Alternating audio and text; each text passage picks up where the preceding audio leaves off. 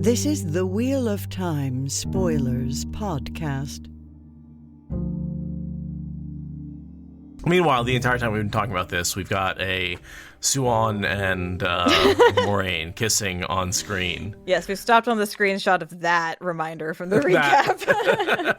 And for the record, that was completely accidental, but it is just, Ironic. I mean, it's not like they didn't... it's in the recap, so it's not like they're not showing it every chance they get. Yeah, no, for sure. That's one of those moments that you see on every sizzle reel. But yeah, I have nothing nearly as interesting to report, so let's roll on into this. All right, so we're getting through the recap where Moraine is shielded, stilled, whatever you want to call it. This is the Moraine gets unshielded episode, so we have to be reminded of how traumatic it's all been. We should really talk about the sort of the art of, like, previously ons, because so often you can tell a lot about a show and what there is going to happen, and even predict what's going to happen based on the previously ons if you've watched enough TV. Yep, very much so. You're like, oh, they're just recapping this problem. Chances are we're going to address it. Which I do appreciate when it's been a week and I'm watching it for the first time. I do appreciate being reminded of what to care about and what to anticipate. I find it very annoying on rewatches. Well, it's like, in the books, we get to that point where we're like, well, okay, these first 3 chapters are going to be recap. Yeah. All right. So 20 years ago, ended the Aiel War, but you can see the fires burning at all the bridge towns. It's like the day of the end.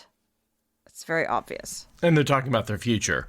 So they're dressed in blue, but they're still trapped in the tower planning their future. Like they've just been raised, Yeah, so they're not accepted like they are in the books. They are Aes Sedai.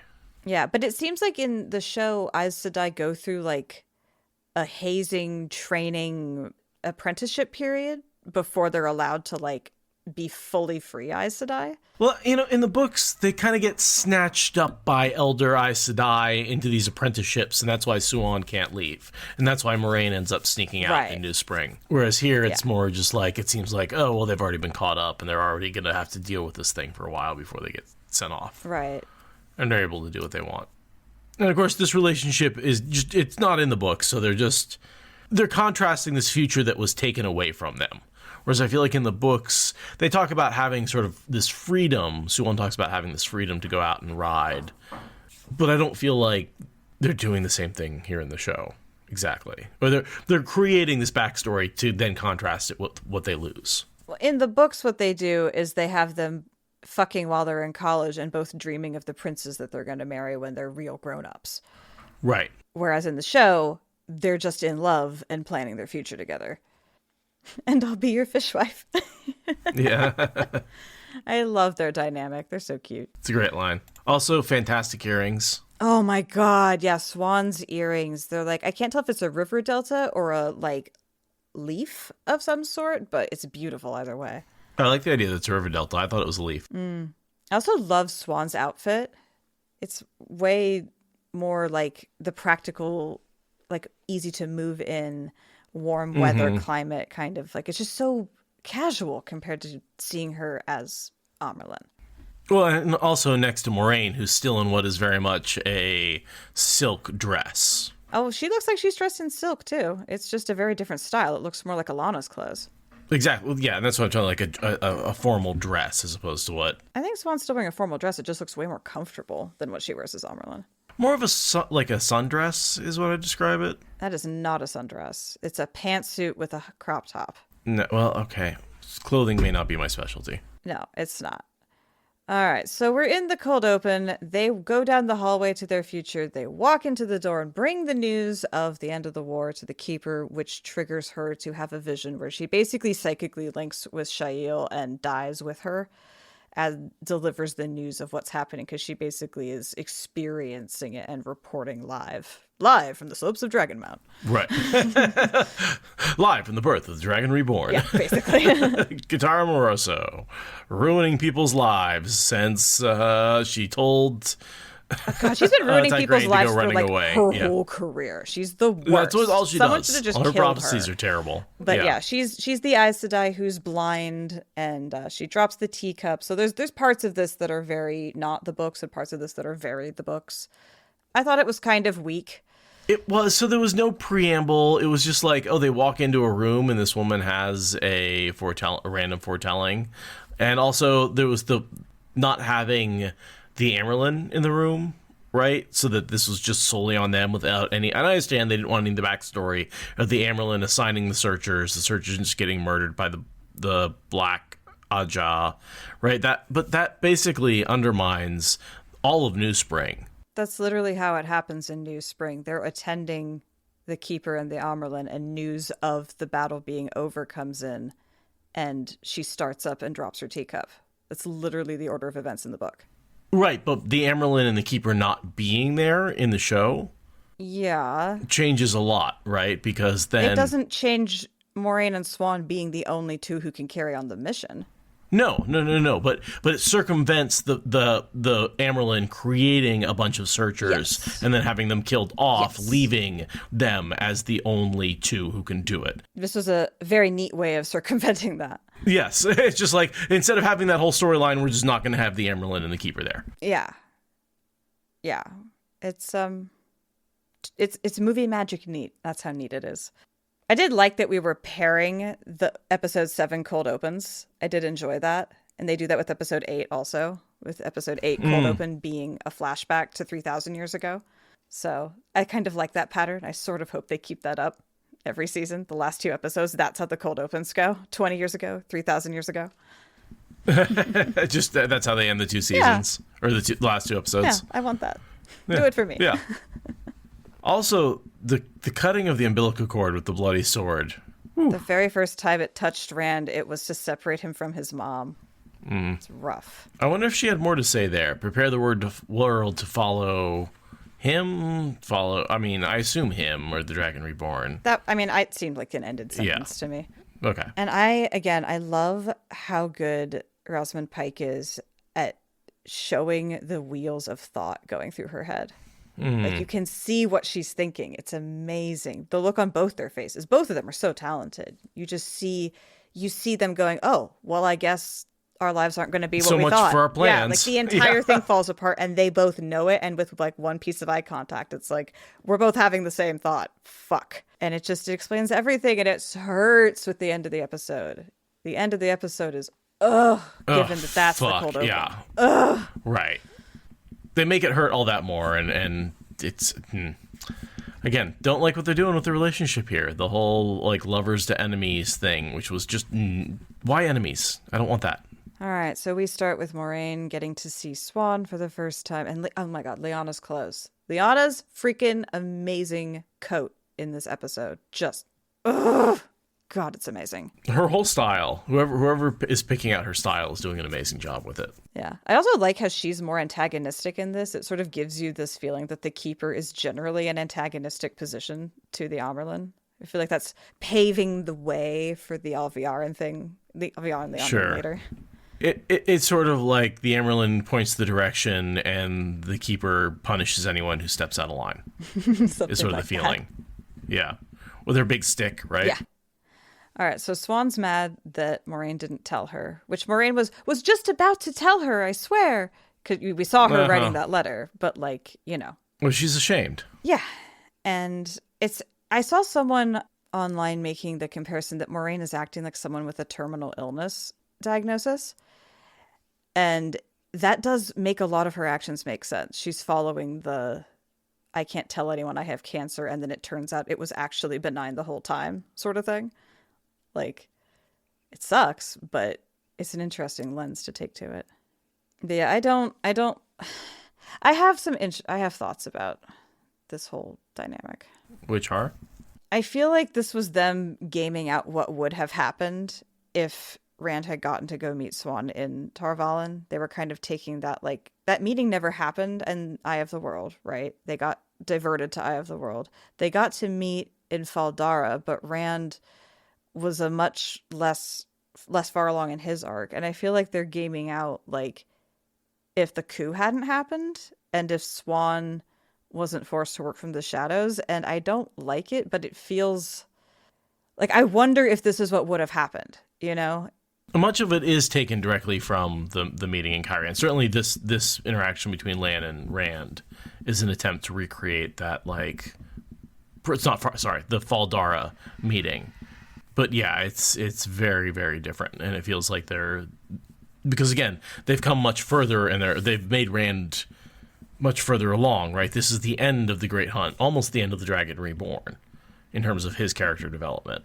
Right. Not the beginning of the Great Hunt. Yeah, and so it's interesting to see what would have happened if Swan and a more mature Rand had ever clashed. Swan the Amerlin and Rand as a almost announced dragon had ever clashed. Like, I do wonder if she would have responded to him like this in such a way that would make this consistent to the book, but it's such a diversion that it's just interesting. I don't hate it, but I don't really love it. I don't love it because it's really throwing Swan under the bus, and we're like, I'm not sure how we're supposed to redeem Swan because we're using her as Amerlin bad. She's the object lesson of Amerlin bad, which is fine when Elida comes into the picture, but how do we redeem Swan? I'm not enjoying it's like with Min. I'm not enjoying seeing them being used as villains when I know that they aren't supposed to be villains. And there might be a redemption arc planned, but I don't like seeing the setup anyway. Yeah, it's really hard to see some of my favorite characters who I love and who are acting in the show in a way I would never agree with that character acting in the books in order to make them antagonistic to some of the other characters. I don't understand why. I don't understand why. Like, the motivations seem... Well, that's why I'm saying I feel like I'm questioning if this is inconsistent to the books if the coup hadn't happened. If this is how Swan and Rand would have met had the coup not happened and he met with, a delegation from the Amerlin in Kyrian as the Dragon Reborn. Like, would she have been this antagonistic to him if she'd had the power of the tower behind her? I don't understand why she's going from, I have this prophecy, I must spend 20 years trying to prepare the tower to support Rand, right? That's what, even in the show, Moraine states her goal is. To this, like, oh, I'm taking the tower to support Rand, to, oh, I have to pin him down and make sure he obeys us at all costs. Right? Like, how did she do that switch in her head? What caused that to happen? The failure at the Eye of the World that released... No, it's becoming Amerlin. It's one of those, like, well, now I'm president and I know the real reason for why we have to keep all the brown people under a colonial thumb. You just have to trust me. I feel like what they're setting up is that because of what she's learned since becoming Amerlin, she's, like, had to course correct, and now Moraine is faulty. She's falling back on Tower law, which... I don't recall the book tower ever having laws about what to do with the Dragon Reborn. Period. No.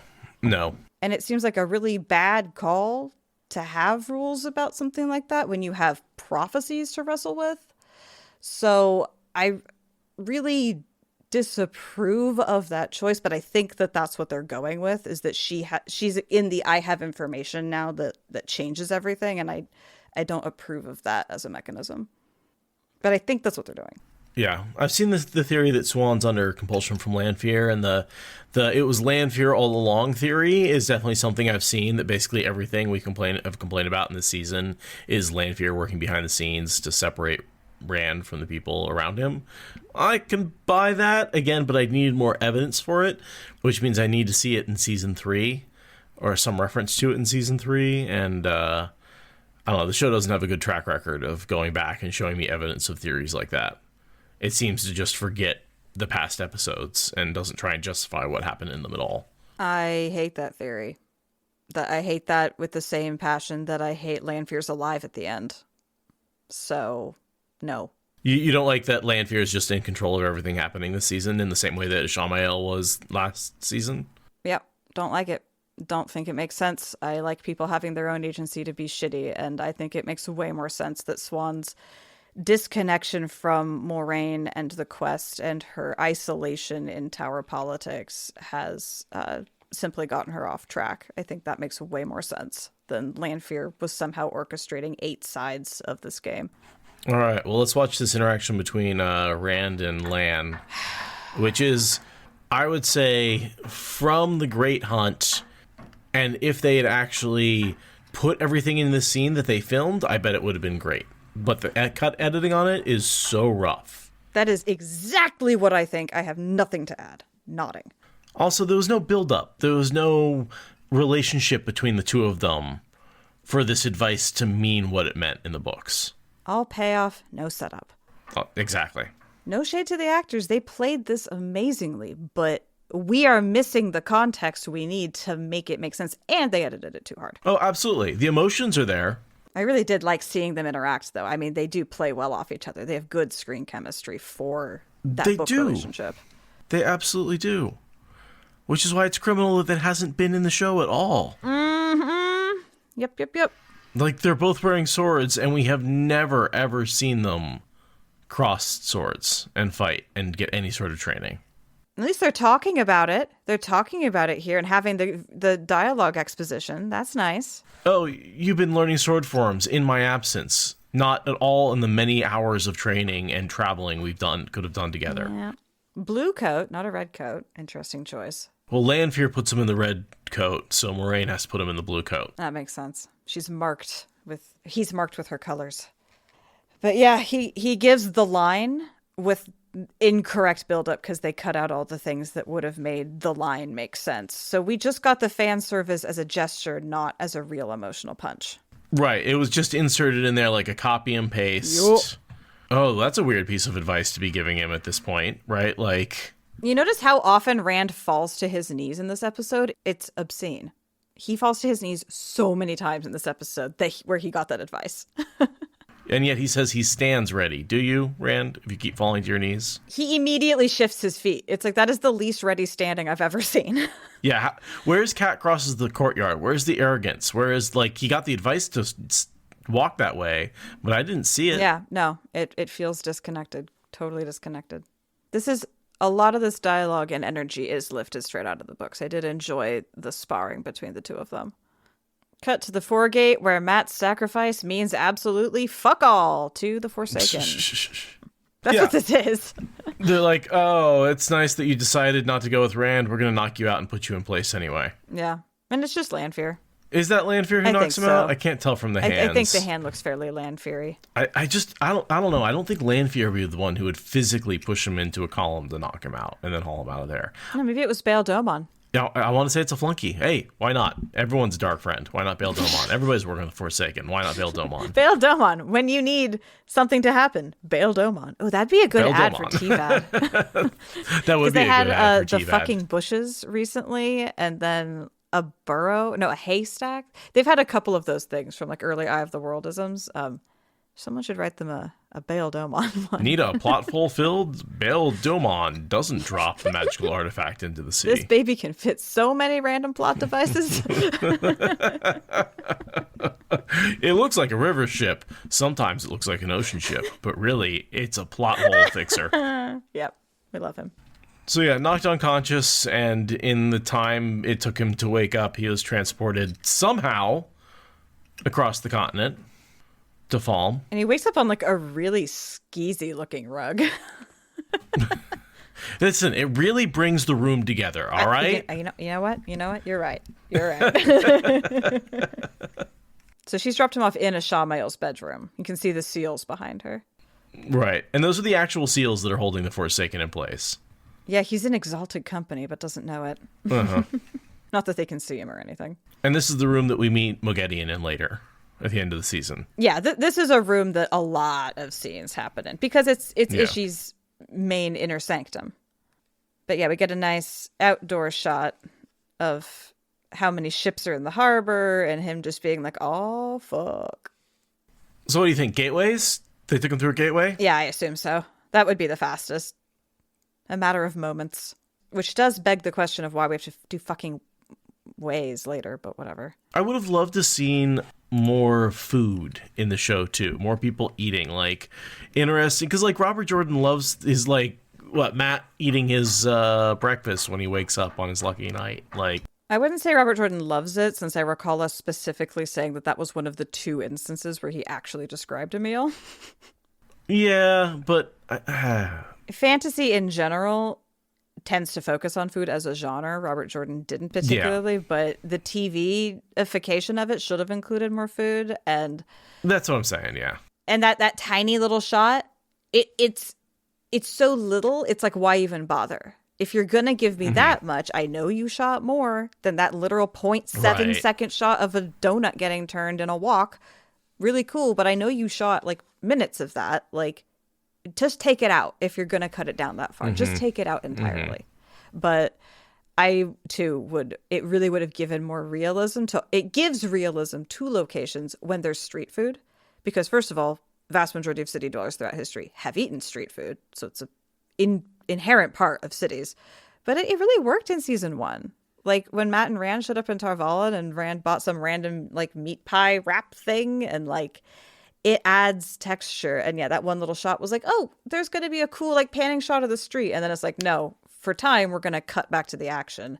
Where Elaine and Nynaeve are, again, acting as though they've developed way more relationship than we've had the screen time to deserve. It's the food and the relationship, both of it. Just more room, more breathing, more. I just love the very strategically placed lines of dirt on Elaine's cheek to show that she's living rough. Yeah. Elaine schooling Nynaeve was actually kind of fun. Nynaeve's face when she has to follow Elaine is so... You can see that in the books. She makes that face in the books. Yeah.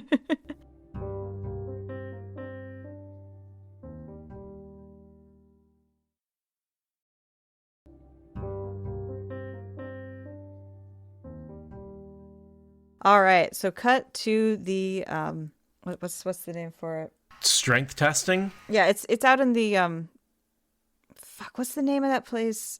So you notice that Mygan is already possessed by the leader of the Damane, or of the Suldam. Right. Because it was probably a major accomplishment for her to tame the Aes Sedai. So that's probably why she's leader. I assume so, yeah. Yeah, this is another scene where I feel like it makes no sense for them to only go out and do this one big boom test, but that's all they show us on the screen, and it feels really disjointed.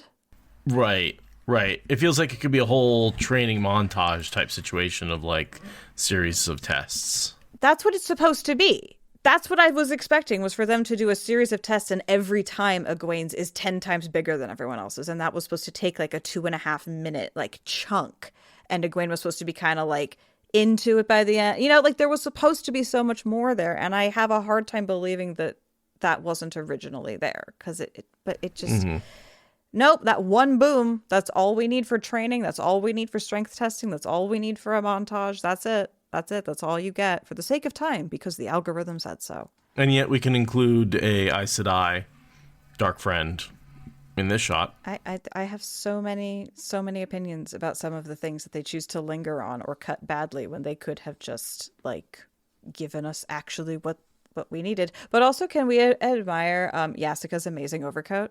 Because I require that coat. The amount of practical and adorable is just ridiculous. This fucking dark friend with her purple coat. You are not purple Aja, bitch. That is not a purple Aja coat. Right? I think that's what really offends me, is that, like, no, you don't get to claim purple. Yeah, you're not purple. But Yasika looks so cute. I love her coat. And the brown Aja looks very British to me. Yeah. Like these sort of tweed and brown and overcoats and, buns. It goes with her accent so well. Yeah. And so, she went into the library and found an Ogier map so that they could locate the Waygate in the city, which all feels very book correct. That's the kind of thing the Browns do. So explain to me, why the fuck is everybody standing around outside together? Amerlin's entourage. Are they like waiting to leave or something? Like, I don't understand. That's the only thing I can think, because they all arrived with her to the palace. So I assume that they're all milling around waiting to leave at the end. It's not well explained, but that was what I assumed. Okay, I missed that entirely. Okay, so this interaction between the three of them, between Alana and her two warders, is interesting. It is an even democracy. 2 against 1, and she'll bend to their will even if she doesn't like it. I mean, that's why you always have to have an odd number, or an even number of warders, so there's always an odd number of you total. You do need an odd number on any like group that makes decisions. You have to have an odd number. Mm-hmm. It's very important. Yeah. Or a hierarchy. Yeah, but these 3 clearly work on the principle of as little hierarchy as they can get away with. Right. But other Aes Sedai certainly do have, like, Yes. a hierarchy where the Aes Sedai makes the decisions. But, like, she gets overruled by a vote there. And, like, they still wait for her to consent, but she has to consent in order to keep the dynamic working. So, like, you know. Right. I like it. I really like that triad. I keep waiting for one of them to die. It's going to be Maxim. He's said so many things that make it obvious he's going to have the most drawn-out, tragic death scene at some point. Like, it makes me so sad. They're telegraphing it so loud. Okay, so Leandrin marches all up into the Damodred house, and Barthanes recognizes her and is like, oh, fuck. Like, he would have gone white in the face if he wasn't already as white as it's possible for a person to be. Right. Do you think he recognizes her from the Dark Friend Social? I don't know if it's the Dark Friend Social or some other thing, but he recognizes her from Dark Friendery, not from other places. Presumably the Dark Friend Social by conservationist storytelling. Right. Even though they were all hooded there, but I don't know. Yeah. But she clearly knows he's a Dark Friend, which is ironic when she's like, oh, Moraine, yes, your brother's a Dark Friend, or your cousin's a Dark Friend. Nephew, sorry. Moraine and Lan fighting. But now Lan's starting to hit back, which is good. Still hate it. Oh, I still hate it, but I like seeing Lan come out of despondency and start swinging back and taking agency. Lan asks Moraine if she's ever thought about suicide. Apparently, only 2 women in history have ever had a documented success from living through being stilled.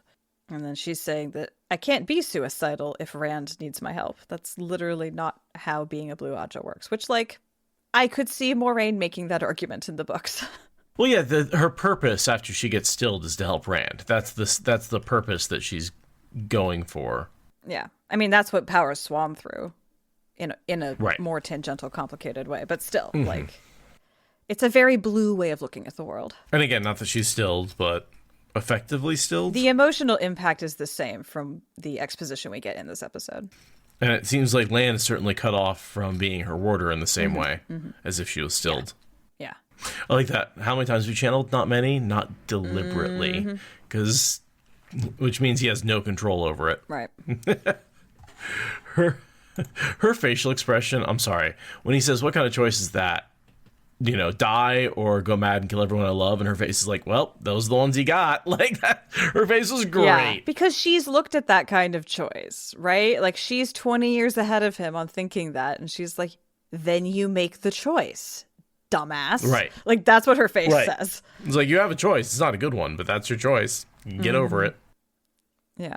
Okay. Second analogy. Rand is the water that turns the wheel itself. Nails on a chalkboard hearing that, especially hearing that in the previews. Yeah, you were very unhappy with that in the previews, I remember. Still am. Nothing around it makes it any better. I do think it makes sense to have Tower Law dealing with the Dragon Reborn, right? It's something they know is coming. Of course, a bunch of Aes Sedai thought they could control the future by sitting down and making a law about it. That's fair. So it's wrong the books are wrong to not have that. I do think so. That's a solid argument. That the Aes Sedai would do that. It's wrong, but they would. Right. And her law is what Elida decides to do. So very consistent to what book Aes Sedai would do. Exactly. Yeah, so she lays out very clearly, you're supposed to be a weapon, not a general. A sword, not a brain. Yeah, which, like, in fairness, if Rand is running away from anything and everyone, he can't exactly expect to be in charge of things.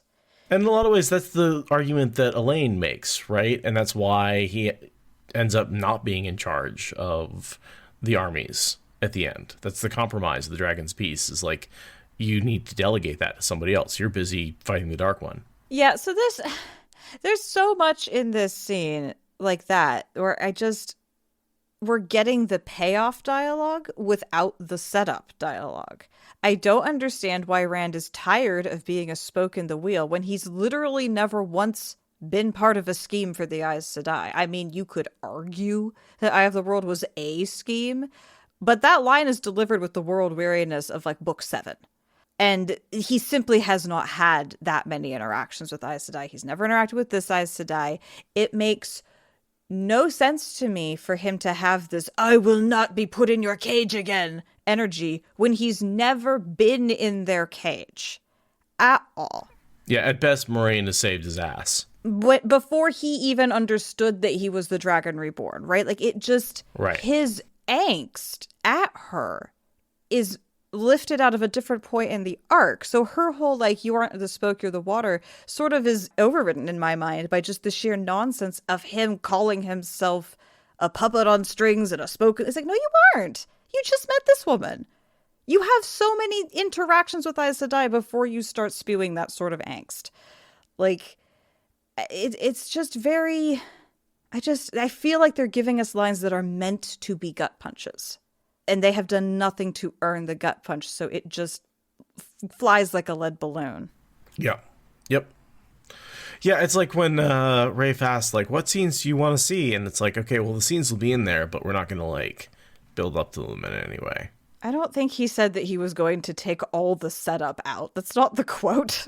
No. I'm putting words in his mouth. But like, at the same time, like, this is an interaction that did happen in the books where Rand and Swan clash, and Rand does need some Aes Sedai to sit him down and be like, look, here's how the power works. I always hated that it was Elaine and Egwene for like 5 whole minutes in the Stone of Tear. I was like, there was more to be gotten from that interview, and I wish that we could get that. But then Swan is just like mini Elida. She's really just being the Amerlin rather than Swan Sanche. Yeah. Anyway, I like how he pulls his hands in. Every time. He has a very specific shielded posture. Yeah. And the look on his face is always pained. Again, this man has read the books. He knows what Rand is feeling. And she's not wrong. A single Aes Sedai is handling him like bait fish. You'd be better off if you were a girl. Cut to Egwene. Yeah, right? Oh, man. Honestly, that line kind of pissed. I'm like a little bit like, man, is Rafe saying he'd rather make the Dragon Reborn a girl? Because it feels sometimes like that's the show we're watching. No, that's just your bitterness creeping through. Yeah, a little bit. But especially in the next episode, Egwene gets a lot of the beats that were meant for Rand. Yeah. So we get the first of multiple Aes Sedai doing their power thump. Well, Damani, technically, since only the one is from the tower. Channelers, right. The others are locals or whatever. Okay, yeah, so here's the part where the trainer is like, she just gives this cheek twitch that's just like, wow, so you really have no handle on this Damani at all if you're letting her keep her name. So they're in a lake bed. This is very proving grounds for munitions or airplanes. Okay, that line, everyone's gonna know that you're the strongest one and that you are mine. There's just so much creepy possessiveness in this relationship that's not in the books, and I love the addition. It's so gross. You know what brings to mind for me is helicopter parents whispering to their kid as they go out on the athletic field. Mm-hmm. Yeah. I really hate the mouthpiece of the Damani thing. It really just grosses me out. I hate it so much. Did they ever give a reason for why they use it? Because it's not part of the collar. It's not part of the cuffs. It's not part of how they control them. It's not magical in any way, shape, or form. It doesn't apparate or whatever into existence when they install the thing. It's just this random fucking pacifier that they shove in their mouths for battle and that they can apparently take out. I really don't like it. Yeah, why isn't Egwene spitting that out? I don't understand why she's not just spitting it out. They haven't justified that at all. I don't feel like that was necessary in the costume design. I feel like it would have been just fine for her to have her mouth free for all of this other stuff to work, just like it did in the books. Anyway. I mean, yes, Chet, you're right. It's about control. It's about taking away their voices. I just hate it. I do like that she uses that as an opportunity to knock everybody down who's pissing her off. Just be like, I can put out so much energy, I can knock you all down. That is kind of a nice moment, sure. And then it also allows us to synchronize our timelines because the thundering crack across the city allows us to join Loyal and let us know where we're at with people in the city. Mm-hmm. And I did like that touch. I thought that was nice. I would have liked to seen more characters react to that crack so he could sync multiple timelines the way he does in the book. Instead, it's just more of a transition. There's a cat. There's Loyal and a cat and a goat. But it would have been fun to see Matt react to it and Rand react to it. Yeah, and, that was kind of what I was expecting. Like character, Yeah, animal, yeah. character, animal on like a couple of cycles. Yeah. Yeah. I just feel like we could have gotten a lot more acting out of Maddie if she hadn't been like desperately trying to breathe while holding that thing in. Right. Hope you don't have a stuffy nose. Right? So Loyal's getting mocked by the kids in the town. That's cool. Oh, is that what's Yeah. going on? Yeah, I missed that. They think he looks weird. But then Nynaeve grabs his arm and that makes him very happy. Don't encourage her. Loyal's the only one who gives her the reaction that the daughter heir of Andor is looking for ever. No other human ever gives her that reaction. I want that to stay true for the whole show. Yeah. I really hope that this is the only time she gets knelt to, right? Yep. Like, The way she looks at Nynaeve, like, see, this is how people are supposed to treat me. It's so cute. honestly, Elaine, real standout this season. Oh, she's so great.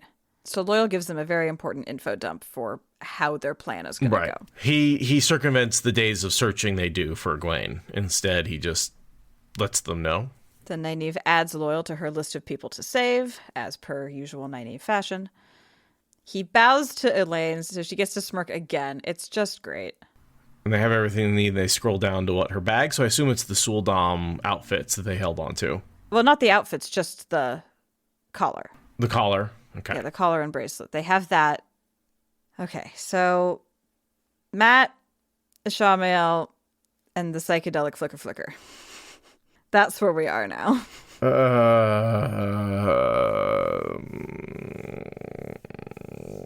So this is a case of good setup, bad payoff, in my opinion. Because I loved this sequence right up until the vision.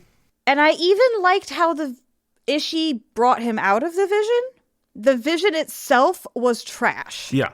The vision itself was trash, but I loved the setup of herbs, of psychedelics, of more than the power, of there are ways to see other paths that are from the Age of Legends and have been forgotten. I loved all that as world building setup. I loved the idea of using psychedelics as a way to get to Flicker. I love the way that he plays coming up. Like, clearly that man has done drugs. Like, Donal Finn, you have done psychedelics. I see you. You have done mushrooms. That has happened. But the vision itself. Do not like. And we get Shamael's whole philosophy, right? He reiterates a lot of what Dana said. Yeah. Yeah. I have trouble sleeping. You know, all I want to do is get a good night's sleep. Goes to, all I want to do is get. By the way he's whittling that or whatever he's doing to take off the bark, the knife is facing the wrong way. I know, right? I know. Unless that's like a very specific technique for getting the dose just right, like, or something. Oh my god. Okay. Just when he says, is it a sex thing or a murder thing? And then Ishamael just like long pause, looks him up and down and kind of like tilts his head. Gives him a little like, smile. I mean, if we had met under other circumstances and you can't tell which one he's saying it about, like, oh my god, I just, these actors. So, okay, why, all right. I have issues. Okay, issues. Yeah. This herb, that where did she get it? Where does it come from? What, like, why is he giving it to Matt? Why is Matt the only one who has this thing? How does this make Matt unique in any way, shape, or form? Why aren't there a bunch of people accessing all their past memories and lives with this drug? He just said it was forgotten. They slapped a Band-Aid on that. Do you have more, or can I say my theory on what he's doing here? Go for it. So, yeah, I'm willing to just hand wave, we forgot about it because it's a weird plant and you have to prepare it a specific way and no one knew about it, whatever. I'm willing to allow the hand waving for that. We've lost a lot of medicine over the centuries. Like, it's fine. Sure. But what I think is happening here is that he's taking a base. Zool said it better. It's a bad trip. What Ishii's doing is setting up a bad trip. So if you know anything about psychedelics, set and setting are the key ingredients, right? Like, that's what matters. And what Ishii's doing is creating the worst possible seed and telling Matt that it's the truth, which makes sense because he's the father of lies, right? But he says it lets you see your past lives and see who you've really been. That is a lie. That's not what he sees. That's not how the wheel works. That's not how Matt's arc works. The only reason that that works is if you're trying to make Matt so despondent he turns to the dark side and you're willing to just lie. It's just lying. That's the only way that this begins to make sense is he is like, hey, Matt, you want to have a really, really bad trip? Here's a thing that will give you like an acid, mushroom, salvia combo punch. And I'm going to tell you that it's all your past lives. But what it's actually, it's just reflecting whatever's happening for you. Because that's all psychedelics do is they reflect back what's happening in your head. And Matt is not in a good place. He's not in a good place at all. And I think, oddly, he has a breakthrough experience and actually comes out of it better for it. But that's despite Ishii lying to him. But I think it's beautifully set up. Like, here, have a bad trip. It's like what the CIA wishes they could do, you know? Except not really. That's not actually what they wanted to do, technically. It's like the best they ever accomplished. I think this is how they're going to say he got all his past memories of his past lives. I will throw things at the appropriate time if that becomes an unavoidable conclusion. I will throw things. Well, I was like, how do you know how long an hourglass is? Do they like write it on the top, like 15 minutes? I assume so. And then also, like, yeah, I took this and then I slept through the night. I'm like, dude, if you remember all your past lives, I would be up all night, like, remembering shit. Like, why would that make you sleep through the night? You're supposed to get inner peace from knowing who you really are, is the implication, I think. Because once you know that nihilism is the only answer, like it's like the piece of deciding you're going to kill yourself, right? Like, gotcha. It brought him through to the full nihilism, I think. All right, so meeting the Aiel, Desert Edition. Yeah. Gangland Beatdown Edition.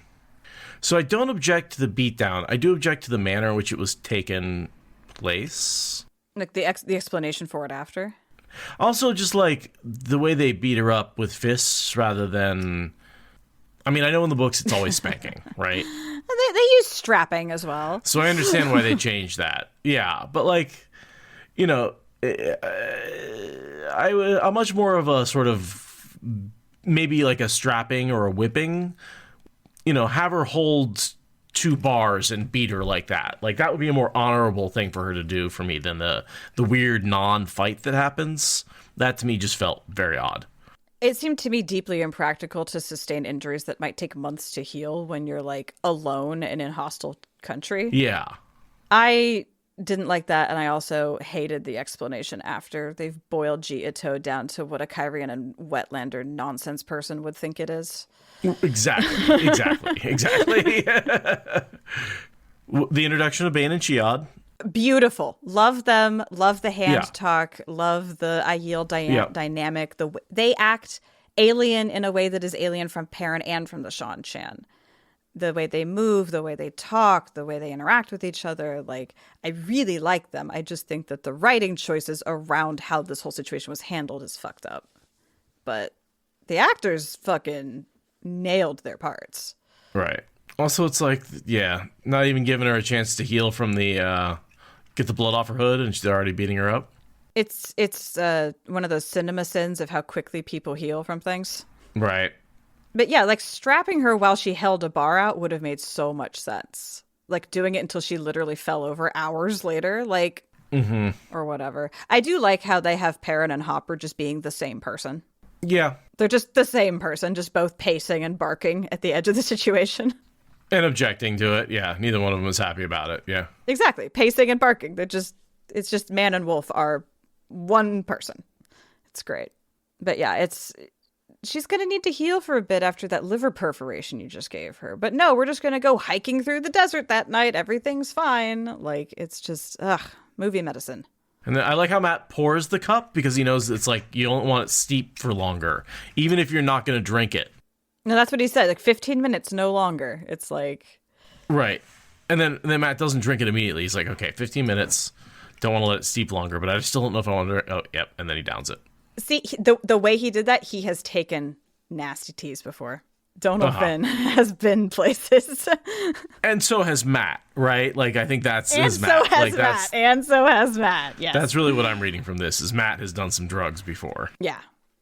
He gets up and immediately everything spins out. Like, that's some fast acting I'm not shit. drunk. I'm not feeling it. Stands up. Oh, then you feel it. Fast acting. Well, yeah. Well, we're not sure how long he sat there, but yes. True. Time gets wibbly wobbly pretty quickly. And this, oh my God, this is one of the most realistic fucking visuals of tripping I've ever seen. His hands rippling. I've never seen that, but that's one of the most realistic. It's not dragons jumping out of the window. It's just shit wiggling. Like, all right. So then he starts having the nasty bad trip. Yeah, where he sees visions of his mom and then becomes his mom and they switch places. And he also gets a couple of glimpses of what we recognize as book prophecy stuff. You know, getting hung. Right. Yeah, he's hung. He's stabbing Rand. He's doing it. Who is he drowning? It's him getting drowned by Podden Fane. Is that what that one is? No, he's drowning somebody else. Oh. And then who did he kill? That's Matt drowning somebody in a white shirt. He killed like a woman, I think. I couldn't catch all the different people they killed, but the point is, I think, the hanging vision. I think that's the one really true thing that comes through it all. That and his fear of being like his dad. Those are the two things that are true. Everything else is a lie. God, this part's so horror. So creepy. Because, like, that's some falling into your own navel ego death bad trip shit. Like, yeah, but it doesn't mean anything. It doesn't, like... But I think if you know tripping and you know that means nothing, you're like, yeah, well, it's the father of lies. Of course it means nothing. Like, you didn't need to spend that many precious minutes of our screen time on it, but... All right, so back to Kyrian and Swan basically just turning on Moraine and taking everything away from her. Redoing the plan on her, I should say. I have changed the plan. Pray it does not change any further. And I like Moraine's point there. Like, what has Swan been doing if not getting the tower ready to support him? Mm-hmm. Yeah, it's a really good argument. But you can see where Swan's coming from. Like, Moraine has failed and lied about her failure. Like, she's an inconsistent tool from where Swan's sitting. But she's right there with him. The only difference is she can't channel. That's what this is. That's what Swan's throwing this whole fit about. Well, and she's taught Rand nothing in the 6 months because she couldn't channel. The fact that she couldn't channel over that 6 months meant that she couldn't train Rand in any way, shape, or form. But she couldn't train him even if she could channel. She couldn't shield him as he learned. Like, just like she was incapable of doing anything for 6 months and lying about it. Like, you can see where Swan is. But if I was her, I'd be like, no, I got him together with Logain. He's learning from Logain. He's taking lessons, right? Like, yeah, we're just starting out, but we've got him to that point, right? Like, I mean, I just think she's wrong. I just think she's wrong about what Swan has done is capable. She got Rand back a week ago after he was with a Forsaken for however many months. In the city that she wanted him in the place that she wanted him in, with the person she wanted him with. He didn't talk to Logain until this last week. So all those months that she wasn't doing anything and he wasn't talking to Logain, Swan was assuming that something was happening. I'm just saying you can see why Swan is not evil or corrupt. She's operating on the basis of like the information she has. That's all I'm saying. But in no way does she defend herself for, like, not prepping the tower to support Rand in any way, shape, or form. No, she sidesteps that pretty effectively. And basically says, well, you didn't do your job either, which is like... I mean, they're a married couple fighting in such a way that it breaks up their relationship. Like, you can see that happening. Lan comes in, what happened to facing it on your feet? This was 5 minutes ago. Yeah. I also find it frustrating that Swan is mad at leaving the fate of the world to chance when a big part of Moraine's arc with Rand in Fires of Heaven especially is learning to let go and allow his Taviran nature to drive. We haven't mentioned him being Taviran to Swan to anyone in this entire fucking season. Like, the Taviran factor... It was mentioned once. It is so important with Rand. It's so important to his whole relationship with Aes Sedai, with Moraine specifically, but with the Tower as well. And when Swan said you left it up to chance, I was expecting Moraine to say he's Taviran, that's how it fucking works. And instead, we're just tail between our legs taking whatever Swan gives us until Lanfear can jailbreak us out. Yeah. So let's go work with Lanfear, which also makes tons of sense. Channeling mechanics to attempt to justify her whole situation. Yeah, her explaining her own situation without knowing about it. I get what they're trying to do there, but it's weak. They're doing the necessary groundwork and no more. So she clues him into Falm is your destiny, which he didn't understand before. So now we know that it's okay for everyone to work with Lanfear as long as it gets ran to Falm because it's prophecy. And then he points out that, like, it's dangerous to hold him prisoner because the Forsaken are going to, like, basically try and jailbreak him. And so you're putting yourself between him and the Forsaken. No, that wasn't what I got from that at all. Really? Yeah. What did you get from it? That he was saying, I can go call Lanfear in my dreams and she'll get me out. We don't have to worry about it. She'll fix it. That was what I got from it. Yeah.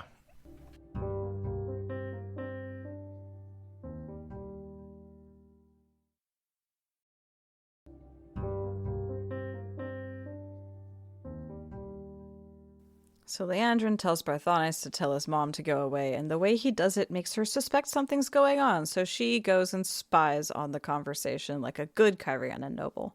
Because the whole building has spy holes built into it. Which Barthanes apparently forgot about. Just assumed she wouldn't use. Yeah, that makes sense. And the moment when you confirm he's a dark friend, when they say our master has replaced the Great Lord, I think. They say our master in the book sometimes. Sometimes, yes. Yeah. They're using less terms in the show. So he protests at being told to kill Moraine. He likes her. Yeah, exactly. So we're seeing he's not the bloodthirsty, deeply entrenched dark friend. He's the, I did it for my family to get ahead. I don't want to actually hurt people. You know, he's that kind of dark friend. And then she says, oh, by the way, if this goes wrong in the slightest, kill your mom too. Because I think she throws that on just because she's cruel, not because there was an order. That was just Leandrin being like, oh, for spice. Yeah, that's absolutely about being cruel. And also just, like, make sure nothing goes wrong, right? Well, I mean, also that, yeah. Because yeah, if anyone interrupts you, kill them, including your mother. Yeah, and I mean, also, like, Barthanes is clearly going to fuck this up. He looks so uncomfortable at the request. Like, he's not going to do a good job of this assassination. Like, best to put his feet extra to the fire, you know? And I wonder if Leandrin even expects him to succeed. It seems like... Oh, no, absolutely not. I assume that the reason Leandrin's telling him to kill her is because Lanfear wants her out of the picture. Like, I can't imagine that Leandrin is the one instigating a hit on Moraine. That seems unlikely, but Lanfear deciding she wants her out of the picture permanently makes a lot of sense. And Leandrin's like, well, I mean, he probably won't succeed, but sure, it's a tool I can throw at the problem. So then we're back to Shamael babysitting Matt through his trip. Yeah, he kind of comes back to himself, cradled slightly seductively in Ishi's arms. It's very like, you were in a hole and then you come out. Yeah, what exactly happened during that trip that you don't remember? Yeah. And so he's trying to get him at this moment of weakness and say, you see how everything works. I'm going to get in there and reprogram you to, you know, be a nihilist as well. Take this drug and be open to suggestion. Exactly. The irony is, I think that will never work on Matt. And he actually had a breakthrough experience where he came to realize that he's not his father and he needs to actually always be on the side of good because he's in fact a hero. I'm not a hero, capital H, but just like, I think he actually found that he's a good person through all that darkness. And he's looking at Ishi being like, well, I have to stop your plans, clearly. You know? I don't think that kind of suggestion would work on Matt. It's not. He's too ornery for it, you know? Did you catch Matt crying? But I do like the way he takes that breath, like as though Ishamael has like given him back life. Like, it's very well done. I don't like what they're doing with the trip itself. Love the aftercare. Not aftercare, the after harm. That's a good word for it, the after harm.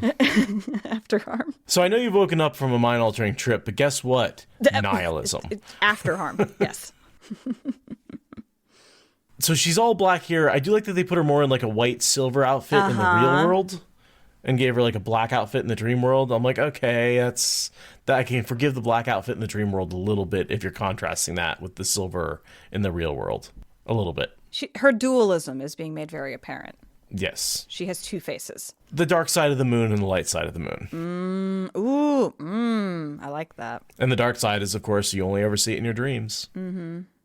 Oh, she's got the best earring in this. Like dragon curling in and out of her ear. It's so cool.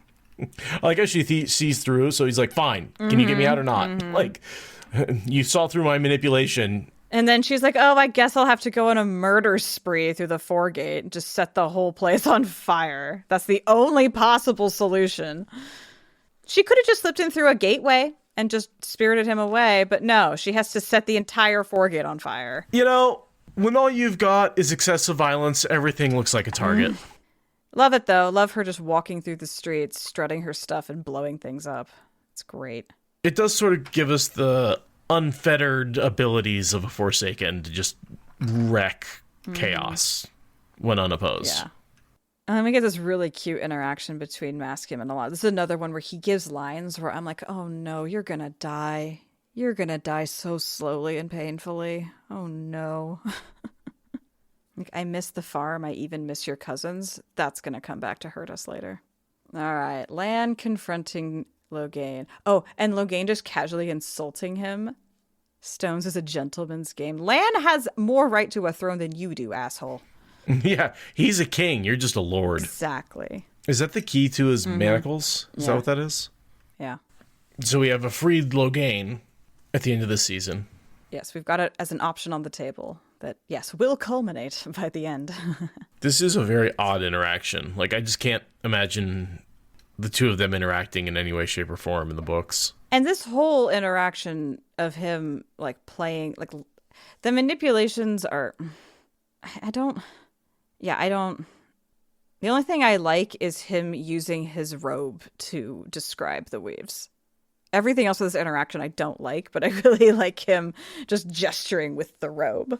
I think it would have been a great scene if he was mocking Rand and be like, you think that Aes Sedai will help you? She's got a ball rolled up. She's got, she's got a male channeler holding her captive. She'll never channel again, right? And Rand being like, oh, that means I can free her if I can cut that. If it's...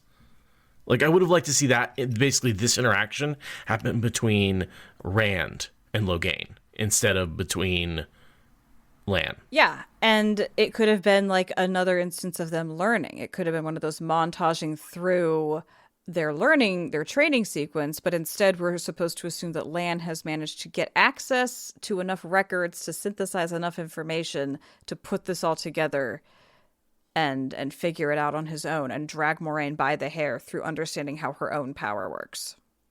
Like, I love Lan. That more makes total props to sense him to for me. his Brown Aja moment, but like, yeah, it would have made way more sense to deliver this as part of developing Rand learning from Logain.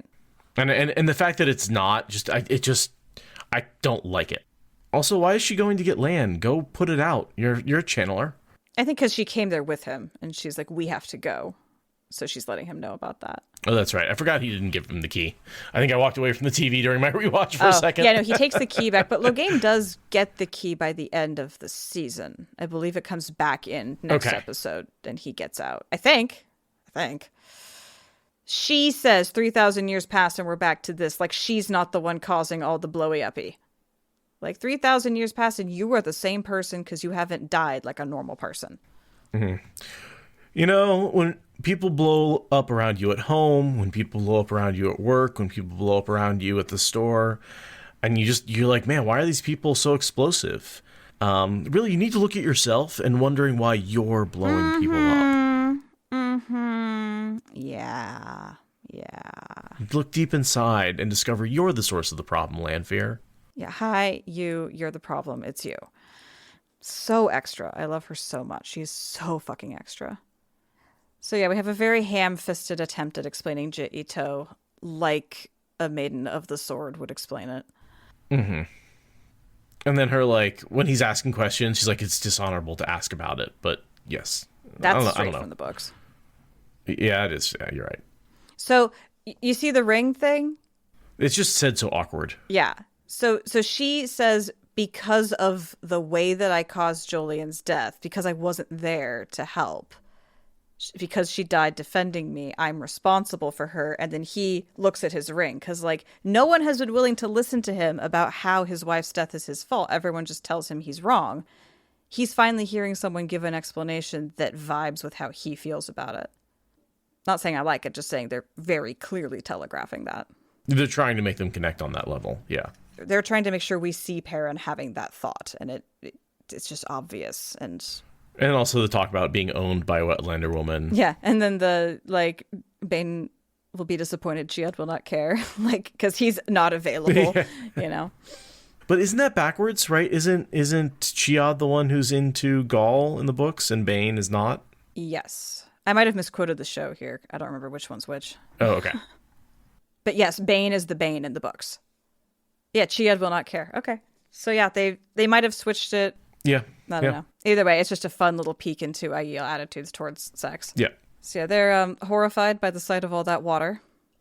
Very, very book accurate Aiel reaction to seeing an ocean. Mm-hmm. Or a bay in this case. But, you know, it's an ocean on one side and a bay on the other. Perrin, meanwhile, is all eyes for Falm, the city. Was that scene particularly dark? I think it was supposed to be at like sunrise or sunset or something like that, but it was hard to see. Yeah.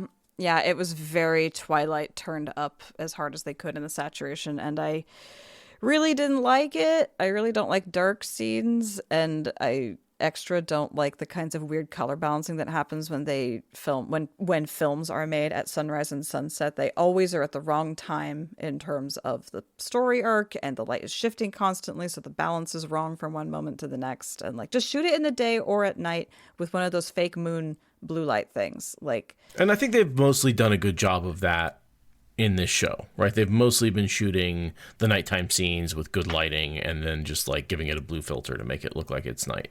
Basically until that scene, which I found very irritating. Until that scene, kind of clawing at my eyes, being like, come on, focus, you can see. Like, but up until that, it was fine. Nynaeve. I hope it hurts when I slam this necklace onto the Suldam. So they're doing that because they need the clothes. This is them acquiring the clothing. Got it. So they have the necklace, but they need the clothes. And I love Elaine giving head trauma Trakand. Love that for her.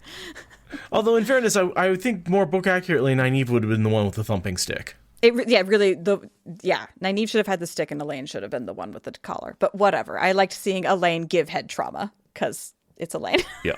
Elaine's much more into the Terangrial, right? Yeah, so that would have made more sense. All right, so now we get to this fucking scene between Rhenna and Egwene, where Rhenna is offering to gently wash Egwene's hand, but it's not really an offer, it's an order. And is like trying to connect with her and be all sweet. But you see Egwene has been braiding her hair. She is digging into her, the roots of the mountains, stubborn as mules, like two rivers in this. And also notice the echoes of with the White Cloaks, right? When people wash Egwene, it's not good. She's going to have a real thing about washing herself. Oh my God, when she's Amyrlin and the maids try to wash her, she's going to have a fucking flip out. Oof. Okay, now we get some good Shan exposition. Yeah, some basically Shan. We're the only ones who can save the world. Everyone needs to unite under us. We get to learn what they believe. We haven't heard that yet. That's true. That they are good guys, right? They're here to sit for the light. Yeah, they are the Arid Hall. The name of the light is all. They are fascism is better than communism. You know, like it's that kind of like, you have to do our way because it's the literal devil on the other side. It's right? The White Cloak way. Very, especially the questioners. But yeah, all the White Cloaks. Yeah, very much so. And so Rhenna's trying to bond with Egwene, saying, you know, I'm going to help you be part of this important mission. You will be honored by being my slave. And Egwene is like, I'm going to stab you through the heart with my words. Because Rhenna can't say, I mean, you can't hit her, but words can hurt her. You can still use your words to hurt her. Ha ha ha ha ha. And also a little foreshadowing. I will kill you. Yep, she will. Also, yeah, when she made that promise, I was like, in the books, she is spared from actually doing a murder. But the way they just set that line up, I'm going to be disappointed if she doesn't. And then she does. And I was like, they set that up. I believe it. Okay, so this scene, this is part of why I liked my rewatch better. Yeah, this was a good scene. Was because this scene made no sense to me because I missed a critical line on my first watch, and I thought that this was the dumbest, that Barthanes was being so silly. And on the rewatch, no, I just missed a line that made it all make sense. What was the line? Well, the fact that she had been locked up with Rand. Like, I was just like, why would he expect her to be in a cell? That makes no sense. And then it's like, oh no, but she went off with Rand into a cell. Like, that actually, it totally does make sense for him to expect her to be in a prison cell. That's not, I thought it was really dumb at first, and I was just missing dialogue. Or not missing dialogue, I was just missing my brain. All right, so Barthanes confesses that the reason they've done so well is because he's a dark friend. He sold out his soul to make their family do it for his mom, basically. He's like, Mom, you said this was the most important thing, so I ransomed my soul. And now you're mad at me? I thought this is what you wanted. But for some reason, Anver is actually a good person, which I was surprised by, honestly. I wasn't. Knowing Barthanes was a bad guy, I figured not both of them could be. And I was convinced they were going to keep him as a dark friend for some reason. He was too pretty boy. Yeah. Yeah, no, I mean, that's good. I was like, really? Both the Damodred sisters are good people? But okay, I guess that's what we're doing. I like it. I'm glad. I really didn't want her to... Well, and Caroline in the books was still a good person, right? That's true. She was not a dark friend. She was just ambitious. Yeah. That's a really good point. All right. Varen initiating the jailbreak. Varen was told to watch the boy by not the Amarlin. By who? Lanfear, I assume. Yeah, there's definitely some very careful lying going on here. Not lying, I should say. Lying by omission. Or, just saying statements and having the conclusion not be what, the truth is. Moraine seeing through it the whole time. Because her and Varen had that little heart-to-heart on the way to the tower before. So Varen lets him go. And he immediately stands up and breathes in. And that's his first meeting with Varen. He doesn't say anything to her, but still. And so, this is very reminiscent of Varen taking Rand to the Waygate. Portalstone. Yeah. In the Great Hunt. And getting to Toman Head. So it's just Moraine's with them this time. Because they're starting to try to bring the plots together, they're starting to get to lean more heavily on the book content. And so then more members of the party show up because this is in fact a D&D game. And so Alana and Rand get to meet. That's cool. She looks at him and says, I hope you're worth it all. And it's like, hope you're worth it, Alana. And so this is the trifecta of Aes Sedai who know that he's the Dragon Reborn, right? Alana, Varen, and Moraine in the books as well. Green, blue, and brown. And their warders. And so all of the Aes Sedai have been distracted by the fire. They need to all come together in order to channel a rainstorm big enough to put the thing out, which is presumably what Lanfear was going for, was drawing all the Aes Sedai attention. Right. And they all link with the mother, right, and give her all the power to do. And this is a cool scene. I really, really thought this looked cool, thought this was well done. At first I was like, well, why didn't she draw the fire away? And then I'm like, because women can't do that.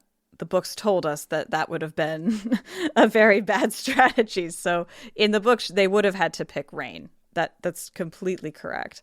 Or smother it with air or something like that. Yeah. Yeah. The one thing I don't like is that I don't think that fires that vigorous can be put out by rain that quickly. But whatever. Movie magic, physics, and timing. Hand wavy magic. It's fine. Yeah. We could also claim it's a very intense dumping of rain just on the fires, right? Yeah. It doesn't have to be a natural rain. It's fine. So yeah, when Lyanna shows up, that lets Swan know that Rand has been let loose. And fortunately, she has a second command to hand off the defense of the city from fire to, and she can go off to confront her wife. Leanne gets pretty fucking pissed. The expression on her face is super angry that she got tricked. Yeah, she's gonna rip Varen a new one the next time she sees her. And then this is the second half of Lan being a channeling guru all of a sudden. Yeah. Which I hate. Yeah. But it results in Moraine getting her power back, which every time I see this, I think of, you remember Brian's Recapacitize entry, We Will Go On? Don't think I'm and he was still... like... Yeah. Yeah. And there's a scene where he says something about Moraine not having her power for the first half of the season and getting it back. And I'm just like, Brian, it was so predictable that Brian called it in a fucking, YouTube parody video. We all basically at the end of season 1. We all called it, right? I mean, as obvious as it was, right? But that's the evidence. What I find the most frustrating about this is not that Lan put 2 and 2 together, but that Rand goes from ignorant as fuck to skillfully not stilling her in like 30 seconds. Right. I can believe that Lan knows enough to put 2 and 2 together, but Rand's ability to have the precision necessary to not just burn her out permanently, like... Yeah, I mean, Rand's skill is all over the place in the books, and, you know, sometimes he can do something very precise, and other times it just all blows up in his face. So, and it does happen when he needs it to happen. A lot of black in his channeling, by the way. Yeah, and his channeling is changing, and I don't think it's just the way that they're choosing to change the CGI. I think they're also choosing to represent like his concentration or the level of control or, you know, something like that. And poof, she's fixed. Hope returns. And she has an orgasm in front of everybody, and she's good to go. She's like, I feel it. And I'm like, ooh, damn, girl. Must feel good. And from what we know about embracing the one power, that's not too far off what Robert Jordan intended. I mean, it's more like when you've been traveling internationally and didn't get to smoke any weed and you're getting your first joint now that you're home. But yeah, same, but different. The way that she is just so joyful and like loving in her like embrace of the source just to open the waygate. Like she's just so happy. Her face acting. God, Rosamund.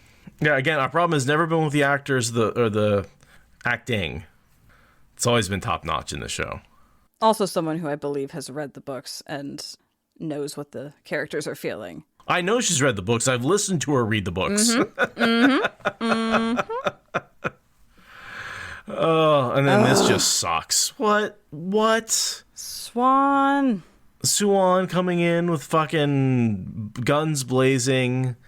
Compulsion. No, it's more like abusing her oath than compulsion, but yeah. Well, yeah, but it feels like compulsion. Yeah. The way Moraine almost is like looking at Suan when she's forced to close the gate. The way she fucking attacked Lan and hurt him and knocked him out. She's not holding him down. She just knocked him out. And now they're divorced. If you've ever loved me, don't do it. I'm doing it anyway. Okay, so we're divorced now. Like... Yeah, so you don't love me anymore. Well, no, it's not that you don't love me. It's that you are choosing something higher than my love. My love isn't enough. And you saw her just lovingly and joyously open the waygate, and now you're seeing these stiff, heavy wooden motions. Like, she's doing it, but it's not with the same emotion. That's why it feels like compulsion, right? She's like crying as she does it. Well, that's why those oaths are so problematic, is because they are compulsion without the compulsion weave. Uh-huh. And Swan just is like, yeah, I'm willing to give that up if it's what it takes to save the world, which we admire sometimes when some characters will give up anything, but this character's doing it for the wrong reasons. It just doesn't feel justified in terms of like what she knows and what she assumes. Like, I think it feels justified in terms of what she knows and assumes, but I hate that they haven't given her an opportunity to know other things or to have different character growth moments. I like how Lanfear lets Swan start. But Swan takes way too long. Come on, you don't pull way back when you're about to punch a Forsaken or a bully in the face, right? Like, I think that's why Lanfear waits, is because she's like, "Aw, that's cute." And she wants to see that staggering little toddler run up before just casually brushing it aside. So this sequence just goes from I don't like the interaction with Lan being the guru to I don't like the interaction with Suan and Moraine. So now I don't like the interaction between Lanfear and Moraine. Yeah. I think for as many good scenes are in this show, I think this like series of like things I don't really like at the end really did sour me on it. Mm-hmm. It made it very difficult for me to like the rest of the episode with all of this stuff at the end that I'm not a fan of. Suan bleeding out on the ground. Bleeding out? She's not bleeding. Well, she's got a fair amount of blood on her head. Does she? I didn't see that. She gets more blood the longer she's down there, I think. I think. Call me on it if not. I thought she just got stunned and was like senseless and having her senses come back to her. I didn't see blood, but there's a lot of shadows, so. There's a lot of, the lighting's not fantastic. I like how Lan is like, that's your wife? I'm leaving with Rand. See, there's some blood on her forehead there, running down her forehead. Oh, yeah, I guess she did get bopped pretty hard, didn't she? Mm-hmm. You said bleeding out. I thought it was like a puddle on the ground. Sorry. Yeah, no, not bleeding out, but bleeding out of her head. Yeah, no, I missed that. I thought she was just senseless, but yeah. So yeah, we get a good crossing montage of her turning her back on Swan and leaving her forever, crossed with that last moment they had before the prophecy landed. And thus we masterfully close the end of the episode in terms of narrative construction. Yeah. Yeah, it was, they brought it, that episode was all about their relationship from beginning to end and the betrayal of it and how it started and how it ended and... Yeah, how it started, how it's going. That was the thesis of that. Yeah, yeah. Also, in terms of like movie arc stuff, like the last episode was Hope is Lost. This is Hope is slightly returned. So we got the power back. That's cool. It was a dumb arc that nobody liked, so it's really nice to have that be over and done with. Not unhappy about being done with it. No Min in that episode. What's Min up to? Showing up in season 3, apparently. We've seen the last of Min, which is another reason why I didn't like what they did with her in this season, was because they just drug her through the mud and then left her to be picked up next season, and I hate it. Because she's still back in Carrion. She didn't get picked up the way Matt did.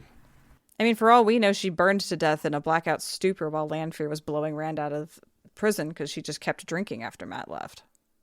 Like, for all we know, she's dead in the Foregate fire. Right. She isn't, because obviously, but like, for all we know as non-readers, like, that's her entire arc, is to suck and be a unwilling accomplice of the dark.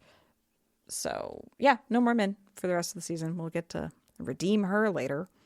Man, talk about stuff that must have been filmed and just didn't make it onto the screen, or at least thought of, right? They can't, God.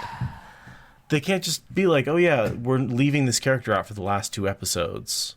Yeah, they're starting to feel crunched for time to bring all the things together, and instead of telling the algorithm to go shove it, they are just mangling what they've got. And it gives us a really annoying trail mix of things that we hate and things that we love. And I'll admit, some of those things that I hated were what they planned and foreshadowed, and that's part of the reason I really had a problem with season 1, is a lot of the things in the last couple of episodes that came around that they'd set up the entire season. It's obvious that's what they were setting up, and I hated it. And the same thing happened in season 2, where it's these things that they're setting up, and I'm enjoying the setup, I'm enjoying the plot, and then we get to what should be, the Sanderlanche, if you're reading Sanderson books, or the final bit at the end that's supposed to be all exciting, but because it's been set up so poorly, even though I enjoyed the setup, the way they're paying it off doesn't match the setup, or doesn't somehow, like you said before, all payoff, no setup, right? Like, the same thing with the fire dragon that we were talking about in the next episode, right? That was all payoff with no setup. It's just, oh yeah, Moiraine's gonna make a dragon appear in the sky. What? Why? How? Bannered across the sky in fire, said repeatedly, is not enough setup for a fire dragon. I'm sorry. It did not land with the punch that line seemed to think it was going to deliver.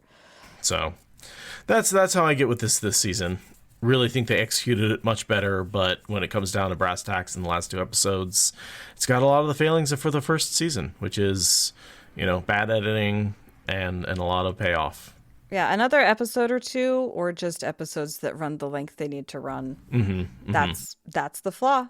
Even the things that I don't like, I like less because of the editing. There are things that I don't like that I would like more if they were internally consistent and gave me the payoff that they clearly were promising. Because yeah, you're right. I disagree with a lot of things that are not entirely editing.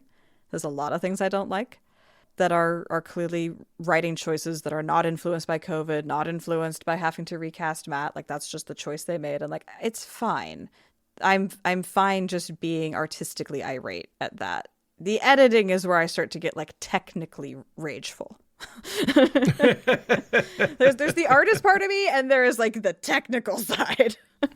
Because so much of the problem with the show is purely based around economics and decisions made above the show, and with nothing to do with the source material. Yeah.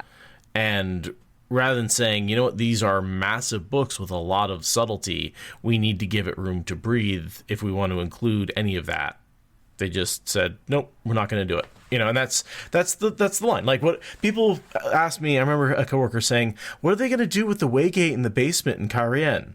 I'm like, well, they're not going to put it in the basement. They're just not going to do it. It's just going to be out in the open. Mm-hmm. And he was like, well, no, that won't. No, It's exactly what they did. It's exactly what they did. They just don't. If you are ever asking yourself the question of how are they going to do X, Y, and Z hard thing, I can't imagine how they're going to do it. The ageless faces, the warder cloaks, really making Ogier look bigger than everybody else, right? Like all of these things where it's like, oh, those are technical and hard, and I'm really excited to see how they pull it off. Well, the answer is no, they're not going to. Yeah. They've done some really, really cool things. They've cinched up some world-building holes with incredibly efficient storytelling in some places. Which is all the more reason why I'm disappointed that G. Ito is being explained like a 20-year-old Kyrian and doing cultural appropriation.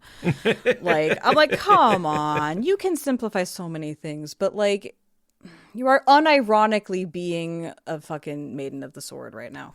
Yeah. It's hard. I get where that's hard, but, yeah, there's better ways to do it. But, I do think that there's a lot of internal consistency with the choices that they're making. I think they are trying hard to remember the choice they made at the beginning of the episode. We'll see if they can maintain it between seasons. Right. But, and God, I love the characterizations, the way they introduce characters, the way they outfit them, the way they've coached their body language and their on-screen chemistry with their co-stars. Like, the performances are really, like, I'm just kind of like tuning out the dialogue and just watching the bodies. And, like, that helps at some of the rougher spots because they are acting in the complete scene. They are experiencing the emotional drama of the entire sequence. And so the snips we get, like, the body language translates that. They're just also talented. All right, and I think with that, I am done talking about that episode. I guess everyone please remember to follow us on social media and support us on Patreon. Check out our other podcasts that we have. We've got That Bitch Is Always Late, and we've got the Hot Nuance Book Club. Broken Earth spoilers. I'm having one of those moments where I keep thinking, what if I lowered my standards and just fucking mouthed off about Broken Earth and finished the damn podcast?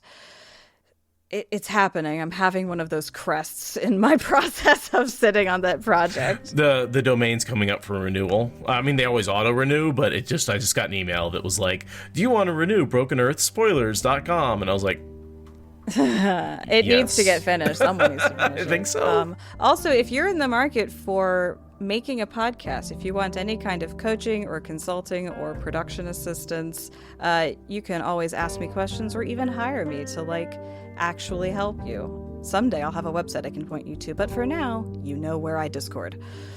Yeah, in other news, the world is on fire. Not a single politician can be trusted to do anything, and everyone's killing each other. So I hope that we provided you a nice pocket of calm in a world on fire. Well, now you've ruined it. And on that note, let's end recording.